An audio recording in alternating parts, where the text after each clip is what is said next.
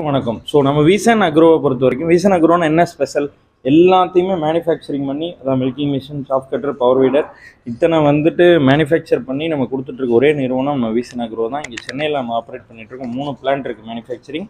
இன்றைக்கி நீங்கள் பார்க்க போகிற மிஷின் ரெட்புல் 3.0. இது ரெட்புல் பவர் வீடர். இது பார்த்தீங்கன்னா 32 பிளேடு இண்டிஸ்க்கு போட்டு வித்து ரிட்ஜரு எல்லாம் சேர்த்து நம்ம ஒரு ஆஃபர் ப்ரைஸை 30,000 ரூபாய்க்கு நம்ம கொடுத்துட்ருக்கோம்.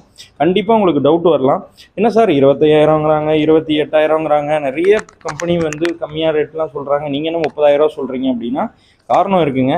நான் இந்த மிஷினுக்கு 1 வருஷம் 1.5 வருஷம் நான் வாரண்டி கொடுக்க முடியும் என்னால்.